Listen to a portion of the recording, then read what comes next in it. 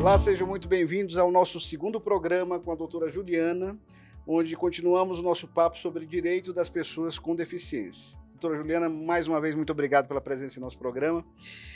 Uma outra dúvida muito comum que surge entre as famílias das pessoas com deficiência é a questão da curatela, né? Ela tira ou protege os direitos dessas pessoas e como explicar isso de forma simples para as famílias?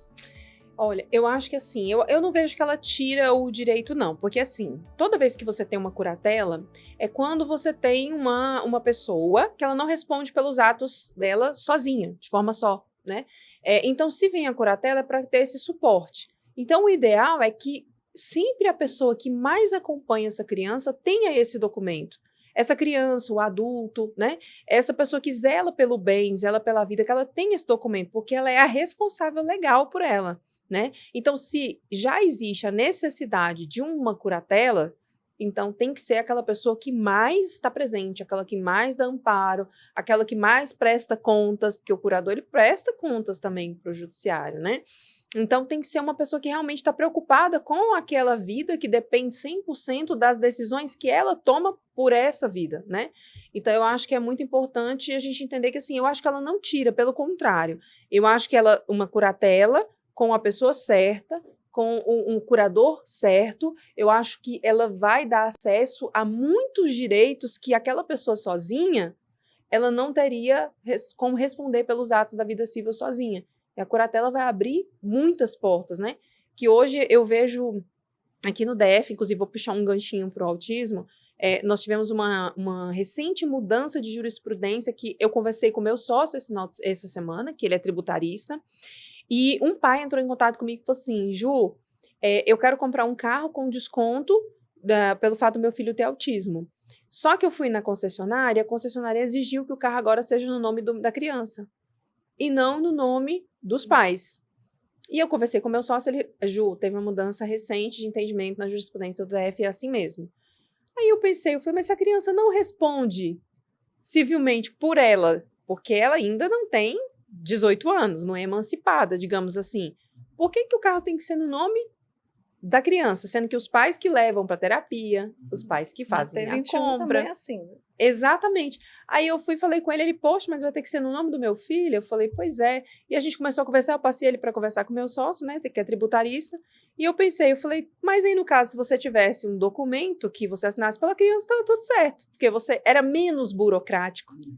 Entende? Se você tivesse ali uma curatela, por exemplo, você assinava tudo, ficava no nome da criança, mas não, nesse caso de autismo, ele vai ter que fazer tudo representando o filho dele, então dobra a quantidade de papéis que você tem ainda que apresentar.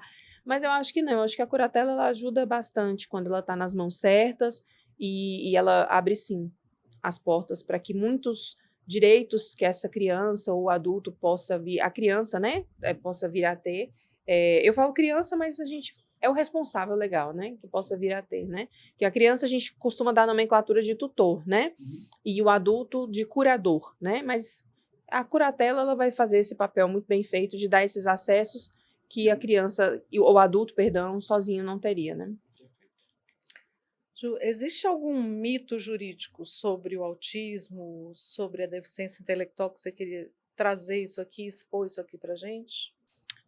Eu acho que o principal mito, foi até o que a gente comentou um pouquinho no bloco anterior, é de dizer que um grau de autismo ele deve ter dado mais atenção do que o outro. Você vê que, por exemplo, às vezes uma criança que tem um diagnóstico e ela é colocada ali dentro do nível de suporte 1, ela vai ficar na fila no serviço público, por exemplo, até acesso a um neuropediatra, mais de 4 anos, porque eu conheço crianças que estão na fila há mais de 4 anos, e uma criança que tem o nível 3 de suporte já consegue pular a fila e ter um acesso mais rápido, inclusive no próprio COMP. Então, isso eu acho que é um mito. É um mito que tem que ser quebrado, elas têm que ser distribuído de forma igualitária. Tem o diagnóstico, tem que ser distribuído de forma igualitária. E a deficiência intelectual, eu não sei dizer se seria exatamente um mito, mas, por exemplo, quando eu vejo pessoas com diagnóstico de DI, é como se a pessoa fosse burra. E aí essa pessoa, ela, por exemplo, uma empresa, vou contratar aqui um PCD para preencher as cotas. Mas deixa eu ver aqui se no laudo ele tem DI, porque se tiver DI não pega não, porque até entender o que a gente está falando vai demorar. Eu já ouvi isso em ambiente corporativo. Já trabalhei em empresa com 90 mil funcionários que tinha que ter a cota do PCD, né? Que tem que ter a cota do PCD, e eu já ouvi isso. E isso também é um mito. Por quê? A deficiência intelectual, ela não molda ninguém. O autismo, ele não molda ninguém. Na verdade, quando você descobre que você tem alguns transtornos do neurodesenvolvimento, na verdade, você tem um mapa na sua mão que diz como você é. E da forma que você é, você recebe o tratamento, a medicação, se for preciso, inclusive, e isso vai te direcionar. Eu tenho na minha equipe um funcionário no escritório de advocacia com diagnóstico de TDAH. E ele toma Ritalina. A cada 4 horas, ele toma a Ritalina dele. Ele é um dos funcionários mais produtivos do escritório. O que você colocar na mão dele, não vou dizer o nome para preservar a imagem dele, mas o que você colocar na mão dele, ele vai te entregar. E super organizado. Qual que é a fama do TDAH? Desorganizado. Não é a fama nossa? É verdade. Que desorganizado, começa uma coisa, não termina. Não é a nossa fama? Pois ele é o TDAH e eu posso te dizer, ele é o funcionário mais organizado que tem. Se eu quero organizar um setor, eu entrego para ele e ele vai planilhar. Eu sou desorganizado em casa, mas eu sou o cara que sabe onde está tudo. É um mito, mas é porque assim, é um mito que foi criado para as pessoas que têm o TDAH. Esse é um mito que foi criado e a gente tem que quebrar esse mito, porque não existe essa receita de bolo que você vai descaracterizar uma pessoa pelo transtorno que ela tem. Por exemplo, eu poderia falar para todo mundo, esconder o TDAH e falar, não, eu tenho superdotação e outras habilidades. E eu sou o contrário, eu falo mais do TDAH porque é o que mais me incomoda. E eu praticamente não falo dos outros, desse combinado, né? Que eles sempre vêm juntinhos. Mas por quê? Porque a gente tem esse pré-julgamento. Então, eu acho que é um mito muito grande que a gente precisa dar uma quebrada com relação a isso. E dar oportunidades para as pessoas sem olhar, direcionar o laudo dela, né? Sim, antes do laudo tem uma pessoa. Existe um ser humano. E o laudo, ele direciona, mas ele não condiciona Isso. você deixar de contratar alguém porque tem um DI ou porque tem uma combinação, porque tem um T21 combinado. Não pode. Eu acho que isso aí você tem que dar as oportunidades para você até conhecer aquele ser, né? Como eu disse, um dos mais produtivos do escritório, né? Ele está ali. Bom, doutora, nós vamos falar agora sobre educação e acesso, né, escolar, né, que são os temas que doem também bastante nas famílias de pessoas com deficiência, né? Por que ainda é tão comum que as escolas se recusem a matricular crianças com deficiência, mesmo com a lei brasileira de inclusão? Essa pergunta é excelente. E eu vou responder essa pergunta com algo que eu vivi hoje na hora do meu almoço, né? Hoje eu fui almoçar com meu esposo, com o meu sócio e com a esposa dele. E a esposa dele tinha acabado de ser contratada por uma escola aqui da Asa Sul para ser a psicopedagoga de uma criança autista. Ela vai começar, inclusive, na segunda-feira. E aí eu perguntei assim, quantas crianças você vai atender na escola? Ela disse, 1. E eu acho que essa é uma das respostas, porque as escolas elas não querem contratar profissionais com especialidade em aba, uma psicopedagoga, ou seja, uma pedagoga que ela se especializou, né, para atender crianças que estão ali dentro do espectro ou dentro dos transtornos do neurodesenvolvimento. Então, um dos principais argumentos e motivos é o custo operacional. Eu estive recentemente com a diretora de uma escola e ela disse assim para mim, eu não consigo atender todas as crianças autistas porque senão a escola quebra. Eu não consigo colocar um monitor ou um psicopedagogo. Ela disse, olha o absurdo. Não quebra. Olha o absurdo. Não quebra, gente, não quebra. Por quê? Ela disse, a escola quebra. E eu disse para ela assim, eu falei, como que a senhora está fazendo? Porque a senhora não pode fazer a entrevista, dizer que tem vaga e depois que a família apresenta o diagnóstico, você dizer que não tem mais. Porque é assim que funciona na prática. Sim. E ela disse assim, eu pago o risco. Eu pago o risco. Então, eu nego, se a família quiser entrar com a ação, aí é outros 500, porque ninguém entra. Gente, ninguém, que eu tô dizendo, não é 0%, é quase ninguém. Quase ninguém entra. As famílias deixam para trás. Deixam para lá. Fala, meu filho, também não quero que meu filho estudando nessa escola. A escola não quer aceitar meu filho. Eu vejo isso, eu vivencio isso quase todos os dias nos grupos, né? Isso. E deixam. Né? Deixam para lá. E deixam para lá. Existe, na verdade, um percentual que as escolas obedecem por exemplo, numa turma de ter em média ali 3 crianças com esse suporte, com essa necessidade. Então, eles fazem ali um cálculo que 3 crianças não pesa para a escola. Algumas escolas respeitam, 3 crianças por turma, em média, 20, não sei se me engano que é a conta de 20%. Outras não respeitam. Só que, como a Gil disse, não quebra. Porque é a mesma conta do plano de saúde, tá? Gente, é a mesma, não tem diferença, só muda o CNPJ. Porque os planos de saúde, eles vão nas mídias, eles vão em todos os lugares e eles falam que vão quebrar, porque as crianças autistas, elas hoje estão, a conta está pesando mais do que os pacientes oncológicos. A última entrevista, inclusive, que teve com um dos defensores lá dos planos de saúde, de uma das associações, eles falaram exatamente isso, que as crianças autistas hoje, as terapias, elas ocupam um espaço no orçamento dos planos de saúde maior do que os pacientes oncológicos. Ou seja, culpando, inclusive, o aumento dos planos de saúde das crianças autistas. Então, é a mesma culpa. A escola vai quebrar, o plano de saúde vai quebrar. Só que aí, quando você olha o faturamento, você fala, não vai quebrar. Porque existe um superávit. Existe um superávit. Então, assim, da parte técnica e jurídica, o acesso à escola e o direito à saúde, eles são um direito de todo cidadão. Ele é um direito constitucional, inclusive, né? O direito à saúde é um direito constitucional. E aí, doutora, desculpa chegar nesse ponto, mas assim, a gente fala nesse quesito nas escolas particulares, né? Mas também nas escolas públicas, porque aí eu penso que também, não sei se por falta de informação, de informações para os pais, né? E também aquela questão do pai estar numa situação de achar que vai ter que ter um custo financeiro ali no seu orçamento para mover uma ação, além da burocracia da justiça, né? E por isso os pais às vezes preferem desistir daquilo, deixar para lá, do que pensar assim, não, eu vou ter um gasto, não vou ganhar, ou desistir, ou aquilo vai demorar muito tempo. Seria isso também? Com certeza, sem sombra de dúvida. A maioria faz um pré-julgamento antes de procurar o advogado. Porque se procurar, ele vai ter um valor prévio do valor da ação, que às vezes ele pré-julga. Nossa, deve ser muito caro contratar um advogado para conseguir, por exemplo, uma vaga no meu filho naquela determinada escola. Mas, assim, o que eu sempre falo para todas as famílias, até mesmo antes de contratar o escritório, eu falo assim, olha, primeira coisa que você vai fazer, você é parte interessada, você é a representante daquela criança. Então, você pode gravar essa reunião. Por que você não pode?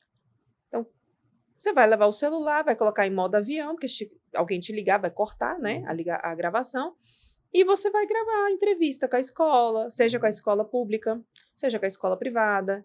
Você vai ver ali todo o atendimento, como ele é fornecido, porque normalmente o que as mães me relatam é que o atendimento é tapete vermelho antes de saber do diagnóstico. Depois que sabe do diagnóstico, o tempo fecha. Você vai gravar, você vai documentar, porque quando as famílias chegam até mim, eles chegam sem prova nenhuma. Aí quando eu digo, volte lá, finge amnésia, e faça toda a prova de novo. Quando a família volta, parece que a escola já sabe que a família está orientada, e aí já muda o atendimento, muda o comportamento. Aí, não, agora pelas cotas a gente não pode mais, a sala já está lotada, não tem como mais receber sua criança, então eles já mudam. Então, hoje em dia, a gente vive na era da tecnologia. Então, deixa ali, você documenta. Tanto para as escolas públicas quanto particulares, é importante documentar. Algumas mães, inclusive até numa palestra que eu tive a oportunidade de ver a Gil palestrando lá, eu lembro de uma mãe falar assim, mas se eu já chegar na escola já fazendo barulho, o risco do meu filho sofrer retaliação quando eu deixo ele lá e virar as costas é muito grande. Concordo com ela, verdade. Então, nesse primeiro momento, qual que é o interessante? Conversar.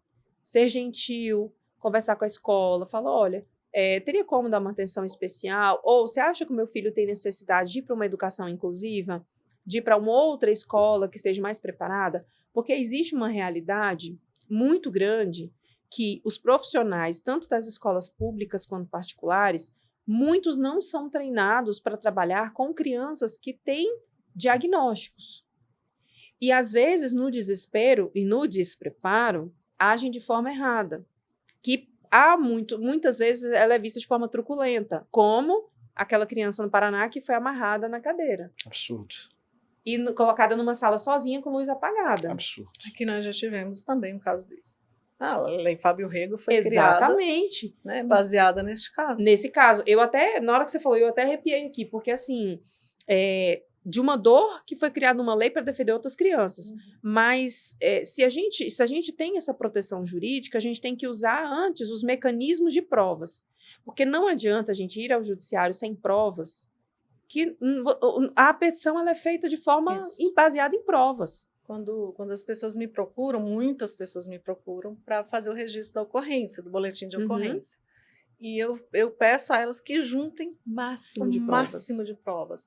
Tem conversa no celular, tem conversa gravada, tem mensagem, juntem, gente, e levem para a delegacia, porque a gente sabe, infelizmente, que aquela ocorrência ela vai ser registrada contra o professor, contra o diretor, né? A gente não tem como registrar uma ocorrência policial contra a escola, o Estado, isso é lá na frente, me corrija se eu estiver errada. Não, né? é isso mesmo.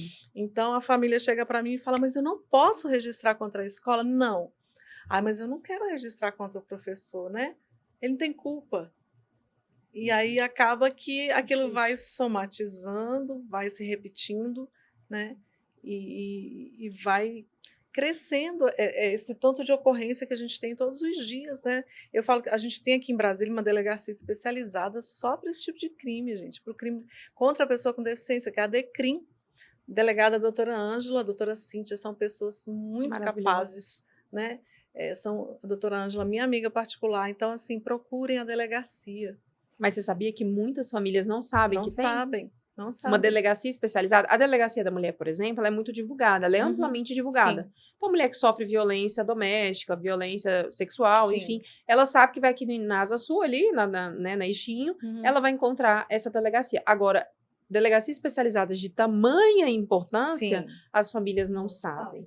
Falta muita informação. Falta. Né? E aí, inclusive, com relação a essas questões, porque, por exemplo, você cobra, às vezes, não sabe o que cobrar como direito dentro de uma escola, e quando cobra, às vezes, você é a manchata, né? Ou justamente o que você falou, ou seu filho é perseguido, vira retaliação, né? E você fica sem saber, às vezes, o que fazer, porque bate o desespero de uma mãe que, às vezes, tem ali aquela vaga numa escola pública que só tem aquela vaga, ela tem que aceitar aquilo, não tem por onde correr e fica restrita àquilo. Exato, é isso mesmo. E a gente acaba vivendo esse alvoroço, né? Porque se você não tiver acesso a essa informação, por isso que eu acho que um espaço como esse aqui, o podcast, vocês estão de parabéns. Por quê? Essas mesmas mães, você passa um trecho desse podcast aqui para uma família, é como se você tirasse o tampão, você desamarrasse aqui e tampasse.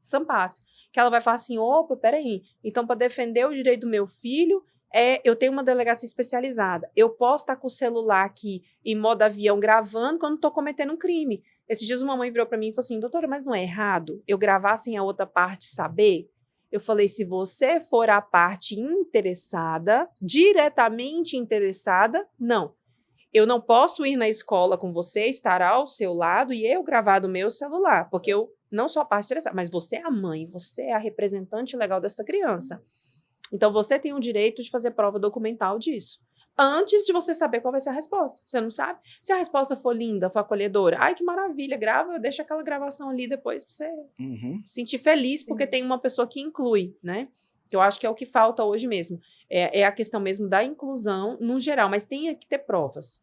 Eu ia justamente perguntar isso. Se você acredita que as escolas realmente entendem o que é inclusão ou ainda confundem inclusão com acomodação? Nossa, essa pergunta é maravilhosa. Eu acho que hoje, olhando de uma forma geral, o nosso quadradinho aqui, que na verdade é um retângulo, né? Ele tem uma vivência diferente do que eu vejo lá fora, nos outros estados, né? Aqui eu vejo um movimento grande para tentar capacitar o máximo de professores agora. Eu vejo essa preocupação da Secretaria de Educação. Mas hoje é muito visto mais como acomodação.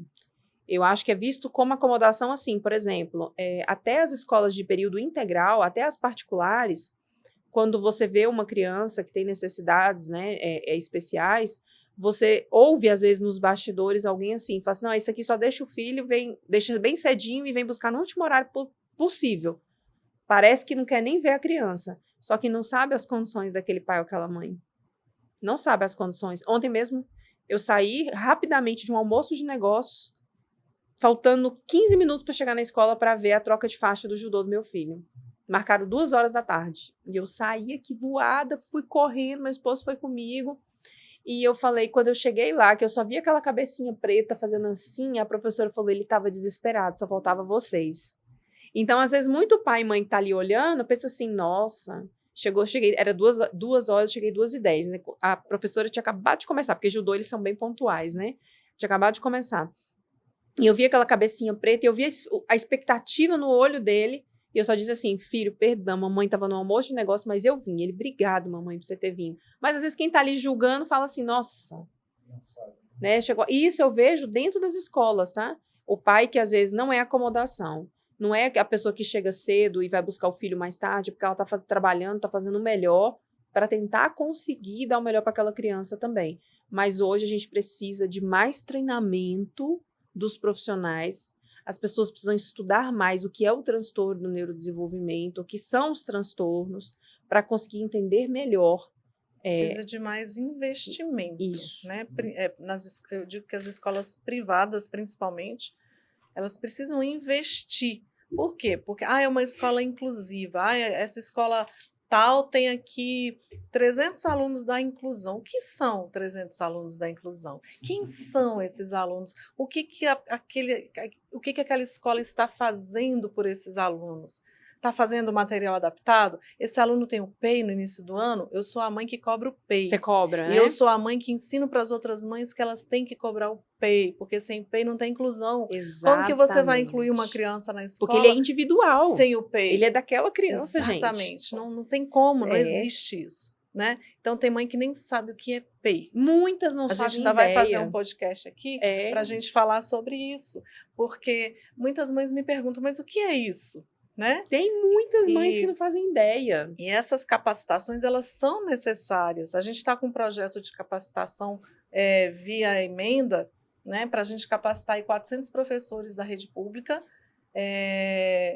junto ao deputado Eduardo, né, Pedrosa, pela Frente Parlamentar, pela Lei Fábio Rego. Né? É um projeto nosso, do Motiva, com mais 2 instituições, com a Rosana, com a Carol. Então a gente está com esse projeto, a gente vai fazer esse projeto acontecer. É isso. Né? Uhum. E a gente faz oficina, gente. A gente capacita professores. Esse é o nosso trabalho. É capacitar o profissional, é capacitar eu estava esses dias capacitando os policiais para fazer atendimento nas delegacias. Nossa, isso é fantástico. Né? Então, assim, existe a demanda, né? Mas existe também quem faça. Então, as pessoas têm que ter mais interesse nisso. Não adianta você pegar um aluno, colocar no cantinho da sala, isso já aconteceu com o Theo, né? A professora criou o cantinho para o Theo. Nossa. Né? Eu falei, como assim criou o cantinho para o Theo? Né? Não, o Theo tem um cantinho, isso a coleguinha contando, né?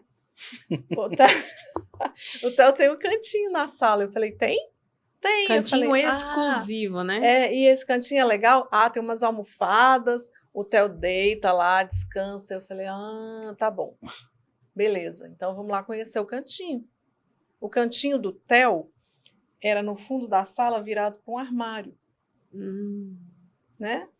E aí eu fui até a sala. Era uma acomodação. Exatamente. Então, acomoda ele ali, não tira ele dali. O Theo não tem o que fazer aqui, ele não vai participar dessa aula, ele não vai participar desse... Então, vamos colocar ele no cantinho. E assim, gente, como acontece com o Theo, acontece com N crianças com deficiência. Porque o professor não tem o preparo para fazer acontecer aquela inclusão, e ele vai fazer o quê? Excluir. Excluir, né? E estamos falando da capital do país. Imagina os rincões, doutor. Os rincões. Que dor. Então, assim, eu costumo dizer que a inclusão ela é feita para criança típica, ela não é feita para a pessoa que tem um transtorno. A inclusão do jeito que está não funciona. Mas você sabe que eu vejo, assim, num caso como esse, a negligência, ela era escalonada. Porque, por exemplo, se a professora toma uma atitude dessa, no desespero, talvez, porque não tem um monitor, porque não tem um acompanhante terapêutico em sala de aula, porque quando ela não tem um suporte. Porque quando eu brigo pelo AT em sala de aula, que é um profissional de clínica, não é um pedagogo, é um profissional de clínica, que ele sabe trabalhar com comportamento. Isso. Quando eu brigo lá na petição e explico isso, é porque uma vez uma mãe de Pernambuco, Ela contratou o escritório, depois ela mandou um vídeo para mim do filho dela no cantinho. Exatamente assim. A escola tinha um paredão de vidro assim, a sala. Aí ela falou assim: olha, doutora, eu tô te mandando esse vídeo porque isso aqui corta meu coração. Samuel no cantinho assim e as outras crianças ali. Todo montuado e ele aqui sozinho no cantinho. E ela falou assim: é para isso que eu tô contratando vocês, porque eu preciso que meu filho tenha interação com outras crianças. E aquilo me doeu tanto que eu falei: esse vídeo vai para o processo. E eu coloquei, e graças a Deus ele teve acesso, e inclusive com uma das melhores clínicas e particulares ainda da cidade, porque o plano de saúde não tinha para fornecer. Quando a gente briga, é porque às vezes o professor, não defendendo porque eu não sei o contexto. Sim, no contexto do TEL tinha monitor. Aí no dele tinha monitor, aí que é mais doído, né? Mas assim, num contexto geral, o professor ele vai ali, faz aquela exclusão para conseguir atender as outras crianças, o que é errado. Porque quanto mais você exclui uma criança, mais ele vai se sentir assim e para ele vai viver naquele mundo. E depois que você tentar tirar ele daquele mundo para interagir com as outras crianças, você vai ter uma quebra muito grande. Ele já vai estar com uma rigidez cognitiva maior. Ele não vai conseguir fazer esse movimento de inclusão. E ainda você ter o monitor, cadê o monitor? O monitor ficava no cantinho com ele? Ficava. Fica absurdo. Excluía a criança e o monitor. E o monitor. Sim. Mas aí, assim, é isso que dói, porque talvez se fosse um acompanhante terapêutico, ele já dava o grito, né? Ele já teve acompanhante terapêutico. Já dava o grito, e o monitor tá ali, é pedagógico, né? Bom, vamos falar agora aqui, gente, um pouquinho sobre saúde, né? Que é a área de maior atuação da doutora Juliana. Por que os planos de saúde insistem em negar terapias essenciais, né? Mesmo com jurisprudência favorável? Eles insistem porque, assim, é mais barato, né? É mais barato o plano de saúde negar uma terapia essencial para uma criança, fornecer ali o feijão com arroz, né? Fornecer o básico das terapias. Às vezes você chega numa clínica de referência, credenciada, e diz assim, ó, hoje, agora, nesse momento, a gente vai fazer a anamnese, mas depois na anamnese só tem vaga para psicopedagogo e só tem vaga para fono, tá? Nós não temos vaga para TO, nunca tem vaga para TO, né? Impressionante. Nós não temos vaga para TO, musicoterapia, enfim, analista do comportamento, se precisar também, que é um critério mais elaborado, né? Para analisar a criança no geral, e entre outras. E aí você olha e fala assim, não, mas essas aí eu pago por fora, né? No desespero, você quer ver o tratamento, a evolução do seu filho, né? Mas assim, é porque é mais barato mesmo. E mesmo a gente tendo jurisprudência, existe uma falha muito grande na atualização, isso é a minha opinião, na atualização do rol da ANS, porque é um rol que ele poderia ser atualizado a cada 180 dias, a cada 6 meses. E a gente vê atualizações, sempre tem, incluiu tal medicamento, incluiu tal procedimento. Porém, quando a gente fala de terapias, no geral, para transtorno do neurodesenvolvimento, a gente gostaria de ver essa mesma atualização com mais velocidade. E o fato delas algumas, né, não estarem ali presentes no rol, o plano, ele tira o corpo fora. Fala, não, essas aqui eu não vou por exemplo, musicoterapia. Eu não vou fornecer porque não está no rol. Ecoterapia, não vou fornecer porque não está no rol. Só que se você olhar a jurisprudência do STJ, é no sentido de que elas são de fornecimento obrigatório quando elas estão no laudo médico. Sim. Só que uma coisa é a jurisprudência, outra coisa é o chefinho, que é a ANS. Que a ANS é a agência reguladora que regula os planos de saúde e fiscaliza, assim como a Anatel fiscaliza as companhias de telefone. Então, se a chefinha reguladora não atualizou o rol, não vamos colocar porque não vai dar problema para a gente. Quem quiser, entra com o processo.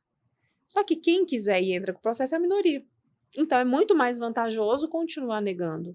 Enquanto isso, a criança está crescendo. E aí o plano de saúde está feliz. Porque depois que ela passa dos 8 anos, a rigidez cognitiva é maior, as terapias não vão ter a mesma evolução. E o que as famílias devem fazer nessas horas, doutora? Olha, a partir do momento que você tem um laudo médico nas suas mãos, prescrevendo a quantidade de terapias que o seu filho precisa, e você vai na rede credenciada do plano, e o plano simplesmente não consegue fornecer todas as terapias, por falta de vaga na clínica, por falta de autorização porque está no rol da ANS, por vários motivos que seja, por carga horária, porque às vezes a carga horária que a clínica oferece bate com o turno da criança na escola, tem que ser no contraturno. Quando tudo isso vai acontecendo, tudo isso são negativas. A clínica, você vai entrar numa fila de espera, eu acredito que vai abrir vaga para essas outras duas aqui daqui 6 meses, mas a gente já avisa, mãe, Tudo isso são negativas. Então, documentem e não fiquem esperando. Porque enquanto vocês esperam, a idade do seu filho está correndo, a janelinha de neuroplasticidade está fechando, e ele vai criando uma rigidez cognitiva maior. Então, depois, quando você lutar pelo direito dele ou dela e conseguir na justiça as terapias, pode ser que ele até faça a carga horária que o médico prescreveu. Porém, a rigidez cognitiva é maior. Então, você vai ter que ter mais repetições, e mais tempo, e mais tempo, e mais repetições. Então, teve a prescrição, não conseguiu tudo, não fica, muita gente acha, Gil, que a negativa é aquele documento que manda negando. Sim. Muita gente, não é, gente. Toda forma de você não ter acesso é negativa. Inclusive, falta de vaga em clínica credenciada. Eu peguei tudo no WhatsApp, viu, gente? Eu mandava para as clínicas, mandava o laudo do TEL, pedia, vocês têm essa terapia? Tem essa? Não atende, não tem, e eu fui salvando aquilo. Exatamente. Né? Fui salvando. Vocês têm? Não. Aí eu pedi para o Bradesco, né? Onde é que tem tais terapias? Mandei o laudo para eles. Aí eles me mandaram clínica. Em Planaltina. Ótimo. Taguatinga. A distância é uma negativa? Ceilândia. Eu falei, como é que eu vou fazer? Como que eu faço? Meu filho vai desregular, né? Deu distância. O dia inteiro num carro aqui. Então, tudo isso eu juntei, né? Para a gente poder entrar na justiça para conseguir a liminar. Perfeito. Essa mãe que eu citei o exemplo do Samuel no cantinho, eu lembro que ela apresentou o laudo pra gente, ela nos contratou, enfim, ela apresentou o laudo pra gente. 2 horas depois eu disse assim, eu preciso da negativa, que a gente não tem ainda, e não esqueça dos prints do WhatsApp das conversas com as clínicas credenciadas. 2 horas depois, Daniel, eu tinha a negativa, eu tinha todos os prints. Eu nunca vi uma mãe agir tão rápido assim. Eu falei, como assim? Aí ela, doutora, já consegui tudo. Ela foi na unidade da Unimed da cidade, que é uma regional, que é Caruaru, foi lá na cidade, pegou já a negativa. Pegou a lista que você falou, já mandou mensagem para todos, não temos vaga. Essa terapia nós não temos. Aí printou tudo. Eu falei, gente, que eficácia, meu Deus. Então, assim, é o que às vezes muita gente acha, você foi muito assertiva na sua colocação. Tem muita gente que acha que a negativa é aquele documento num papel. A ligação gravada, que às vezes você vai ligar no plano de saúde, teve uma mãe que falou assim, doutora, se eu for escutar o que você está falando, minha memória do meu celular vai acabar. Porque eu disse para ela assim, todas as vezes que você ligar no plano de saúde, você vai gravar a ligação. E não é gravação de aplicativo, porque os planos de saúde, eles travam, tá? Aquelas gravadoras, a gravação de aplicativo, ela é bloqueada. Você tem que colocar em modo avião, um outro telefone, bota o seu no Viva Voz e grava mesmo, do outro telefone. Ela, doutora, eu já tô com um monte de gravação aqui. Eu falei, uma hora você pega. Então, faça. Então, eu acho que isso que é importante, é você ter essa informação na mão, porque o judiciário, ele aceita. Ele aceita tanto a negativa formal, que é a negativa dizendo por que não vai autorizar, quanto as comprovações de ausência do tratamento que o médico está prescrevendo, como também a questão de não responder. Quando você faz um pedido para o plano e ele fica morto, ele não dá nenhuma resposta e passa os 21 dias úteis, automaticamente a gente também considera como uma negativa tácita. E a gente também consegue entrar no judiciário. Doutora, e quando as famílias recorrem demais à justiça, principalmente em casos como tanto saúde quanto educação, que são diversos processos que vão ali rolando durante o período da criança até a vida adulta, não incorre no risco de repente, a justiça entender que pode ser uma litigância de má-fé ali? Isso pode acontecer? Nos casos de saúde, o que é que eu costumo fazer? Todas as minhas petições voltadas para os transtornos do neurodesenvolvimento, eu sempre peço para a família pedir ao médico, se possível, para ele acrescentar lá no laudo médico que o laudo daquela criança ele é dinâmico. Ou seja, durante o tratamento ele pode sofrer mudanças. E além disso, se o médico não quiser colocar, eu coloco na petição e eu aviso o juiz. Excelência, este laudo é dinâmico e ele pode sofrer alterações conforme a prescrição do médico, né? Então, quando você traz essa informação, significa que a cada mudança que o neuropediatra ou o psiquiatra passar, você não precisa entrar com um novo processo. Mas acontece que eu já vi a ausência dessa informação, o laudo mudar e o plano de saúde falar, não, eu vou cobrir só aquele primeiro laudo lá, porque esse aqui você não avisou que o tratamento era dinâmico e eu não vou cobrir. Eu já vi famílias chegarem até mim com essa demanda. Isso é uma aí tem que entrar muito com outro, muito, a dinamicidade do tratamento. Só vai existir na petição de profissionais que se especializaram para atender esse tipo de demanda. A dinamicidade do tratamento ela é fundamental. E acaba que se você não colocar na petição inicial, você não pode acrescentar depois. Então, por isso que a petição inicial do processo ela é extremamente importante. Você tem que avisar para o juiz dessa mudança. Se você avisar, aí eu vou responder a sua pergunta. Não vai ter necessidade de você ficar entrando com Sim. várias demandas.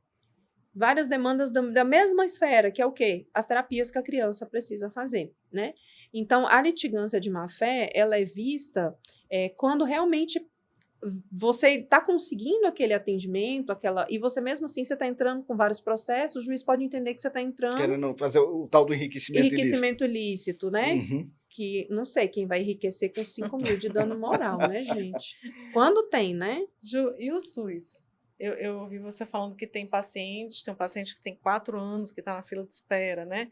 Isso acontece, a gente sabe que isso acontece aqui em Brasília, acontece no CRISDAL, que não tem o número correto de profissionais para atender, acontece no COMP, em tantos outros, né? Também é possível acionar a justiça? Também é. O que é importante fazer? No SUS é um pouco mais delicado, porque se o plano de saúde, às vezes, fornece uma negativa expressa, o SUS aí, esse é difícil fornecer, viu? Tudo é muito verbal. Muito verbal. Principalmente, fala assim, olha, seu filho está na fila aguardando, né? A consulta com o neuropediatra, você tem que aguardar. Então, essas informações, eu sempre falo, documente todas, ainda que seja por meio de gravação, já que não tem um papel, né? E você pode, sim, tanto acionar o Ministério Público por essa demora excessiva, como você pode já entrar direto com uma ação judicial requisitando a consulta. Tem muita gente que fala assim, mas não vai valer a pena entrar com a ação para requisitar a consulta? Não vale a pena. Eu falo, não, depende. Depende da saúde do seu filho, você pode até fazer. Se não quiser contratar um advogado... Ali, por exemplo, a gente sabe que o número de pessoas dentro do COMP, dentro do CRISDAL, é mínimo, né? E precisa de pessoas especializadas. Então, a Justiça, o Ministério Público pode encaminhar para outro local que tenha esse atendimento? Pode, inclusive... É uma dúvida das famílias. Isso. Se você acionar o Ministério Público, ele mesmo vai oficiar justamente, por exemplo, a Secretaria de Educação, para que justifique por que essa demora excessiva. Então, ele vai atuar nessa defesa, né? No caso do interesse da criança. E se a família fala assim, mas eu não vou pagar um advogado particular para fazer isso? Faça pela defensoria, se ela estiver enquadrada ali dentro dos requisitos da defensoria, mas peça a marcação dessa consulta, porque é a consulta que vai dar o diagnóstico e o diagnóstico que vai ter a prescrição das terapias. Se você não consegue passar pela consulta, que é a primeira etapa para ter a prescrição das terapias, seu filho não vai ter tratamento nunca. É lógico, Gil, que às vezes acontece da gente se ajudar, né? Eu falo que os grupos de WhatsApp hoje, eles são ouro para as famílias.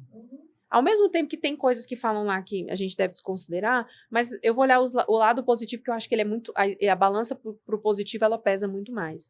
Então, hoje, eu mesmo ajudei um dos grupos de WhatsApp de Brasília, eu ajudei com laudos médicos sociais. Conheci médicos que estavam aptos a atender essas famílias por um valor, por exemplo, de R$250 a consulta com a neuropediatra, com RQE, com residência, porque isso é importante.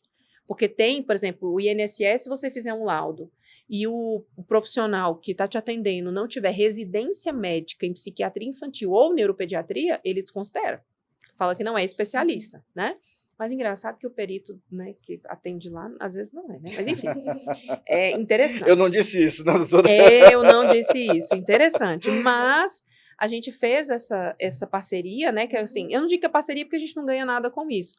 Mas a gente conseguiu divulgar de forma social, e a gente hoje tem neuropediatras que a gente consegue indicar que atendam por R$250 a consulta, mais a consulta seguinte, né, que a criança pode ter acesso também, o retorno, já estava até esquecendo o nome, o retorno.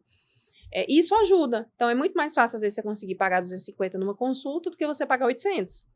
1.000, 1.200, que é a média de uma consulta com neuropediatra de referência, né? Então, eu acho que participar dos grupos, para quem está nessa fila, às vezes não quer mexer com justiça, vale a pena. É uma opção também. Eu tenho muitos grupos, né? A gente, inclusive, na quinta-feira, a gente está fazendo uma capacitação de duplo diagnóstico e é de um desses grupos nossos. Antes das nossas considerações finais, eu queria só que a doutora Juliana falasse um pouquinho sobre o BPC, que a gente não colocou, e é uma dúvida... Aqui tem assunto para 3, 4 gente, programas. vixe, Então, tem. vai virar sócia aqui. Tem. É só descer 4 andares. Vocês querem falar sobre o BPC? O benefício de prestação continuada, a gente atende, faz atendimento lá também. O que a gente vem observando na prática?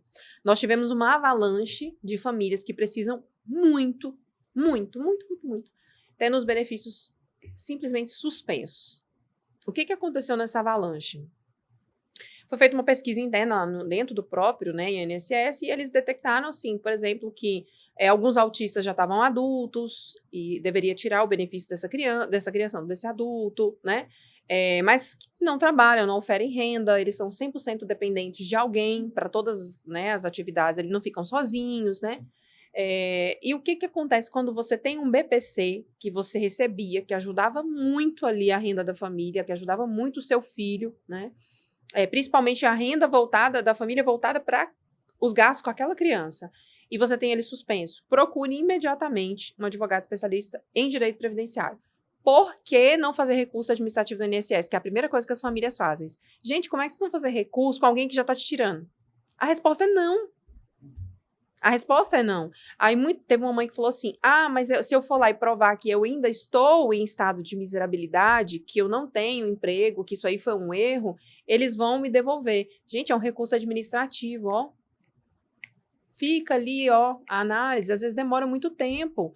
Então, quando você procura um advogado especialista, ele já vai fazer automaticamente, verificar essa suspensão, já vai te ajudar, vai entrar ali no meu INSS, vai fazer um requerimento. Se esse requerimento não tiver resultado ali no primeiro momento, ele já vai para a esfera judicial. Tem uns que já vão direto para a esfera judicial também. E conseguem, às vezes, restabelecer o próprio benefício de forma mais ágil, de forma mais rápida. Então, o BPC hoje, qual que é a regra dele, né? Você está em estado de miserabilidade. O que é o estado de miserabilidade, né? É aquela família ali viver com os integrantes da casa com 1/4 do salário mínimo. Então, gente, é muito pouco.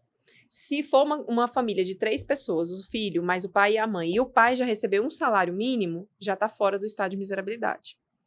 Só que, na prática, o que a gente faz? A gente senta com a família e pergunta assim, quais são os gastos que você tem hoje com o seu filho? A família vai falar, eu pago o plano de saúde, eu compro fralda, tem o leite que é especial, tem seletividade alimentar, só come isso aqui é caro. Ela vai falar tudo que ela tem de despesa. E a gente orienta, comece a guardar todos os cupons de tudo que você compra. Nós precisamos desse cupom. Então, veja bem, a família não enquadrou no estado de miserabilidade ali do teto do INSS. Só que você está pedindo para ela comprovar que os gastos com a manutenção da saúde daquela criança, o bem-estar daquela criança, ele ultrapassa, às vezes, até o que a família ganha. Às vezes, até empata. Você vê a família passar necessidade, literalmente. Então, você entra com o recurso na via judicial e você mostra para o juiz que, apesar da família estar desenquadrada no critério do INSS, você tem comprovantes de que ela tem um gasto alto e que aquela criança merece o benefício. E o judiciário, ele vem concedendo, né? A gente está conseguindo ter vários sucessos com os BPCs para famílias que não estão dentro do critério de miserabilidade, mas que comprovam que necessitam desse apoio, desse suporte, né, do Instituto Nacional de Seguridade Social, do INSS. Perfeito. Doutora, estamos chegando ao final. A conversa está maravilhosa, acho que bastante informativa, aqui bastante conteúdo. Dá para a gente conversar um bocado aqui ainda, né? Tinha muitas coisas aqui a perguntar, mas vai ficar para um próximo encontro. Queria que a senhora fizesse suas considerações finais a respeito, né, do direito das pessoas com deficiência. Olha, gente, primeiro, muito obrigada por ter a oportunidade de estar aqui com vocês. Quando a gente acha que o pouco que a gente sabe não pode contribuir para as pessoas, a gente observa que pode contribuir muito. E, às vezes, uma informação que vai ali num corte de 30, 40 segundos pode dar um estalo que vai tirar muitas, muitas vidas de uma necessidade que eles vivem hoje, de uma escuridão, né? Então, eu acho que hoje, antigamente, lá no passado, a gente podia dizer assim, Nossa, eu não sabia, por isso que eu não fui atrás. Hoje, nós estamos na era da informação. Nós temos a informação na palma da nossa mão. Se você não quer, por exemplo, ver um podcast e aprender tudo sobre o autismo, que é de graça, tem vários podcasts sobre autismo, por exemplo, que é de graça, mas você não quer ver podcast, você não quer ouvir, a cabeça não está legal, você vai na internet e no Google tem um monte de coisa. Lá no escritório eu tenho 5 e-books que eu disponibilizo gratuitos. Se quiser colocar tudo nos seus grupos, pode colocar, é tudo de graça. Eu tenho um e-book de saúde. E aí, só para contextualizar, já que você está falando dos e-books, doutora, onde é que as pessoas podem te encontrar e fazer contato, né? Como é que funciona o seu escritório e onde? Né? Bem, o escritório hoje, quem quiser falar comigo, né, tem o Instagram, que é o da saúde, é @rct.saúde. E o da Ju é DRA Juliana Rodrigues ADV, .adv, tem um pontinho no final. E só que se quiser, qualquer desses e-books que eu vou falar aqui, é só me mandar um direct, que a gente vai te enviar no WhatsApp. E-book da saúde sobre terapias, e-book com relação aos impostos, os direitos que vocês têm, das isenções dos impostos, e-book dos trabalhistas, gente, trabalhistas, sim, a gente está tendo uma leva de pessoas que são diagnosticadas com autismo adulto e às vezes apresentam o laudo na empresa e é mandado embora. Dispensa discriminatória, não pode. Pais de crianças autistas que são servidores públicos têm direito até 50% de redução da jornada para levar a criança nas terapias sem precisar fazer banco de horas e sem precisar reduzir o salário. E muitos não sabem. Se matam nos bancos de hora, né? É triste isso. Então, a gente tem esse e-book também. Temos um e-book fantástico de direito condominial, os direitos das famílias atípicas e PCDs dentro dos condomínios. Vocês sabiam que, gente, que tem síndico que fica dando multa, até a família vender o imóvel e ir embora, porque não aguenta? Isso é errado. Inclusive, o condomínio pode ser processado. Então, meu sócio, ele fez um e-book com muito carinho, né, dos direitos que as crianças, as famílias, os PCDs têm quando elas integram ali aquele condomínio, né? Eu acho que eu não esqueci. E o previdenciário. Nós temos 5. Então, quem quiser... gente, a informação hoje, ela tá à palma da mão, de verdade. Talvez, assim, por medo, achar que tudo é pago. Nossa, mas se eu pedir um negócio desse, vão me cobrar. Eu não cobro. O meu e-book está de graça. E todos esses 5 também. Para quem quiser, para a gente passar essa informação para onde a gente puder.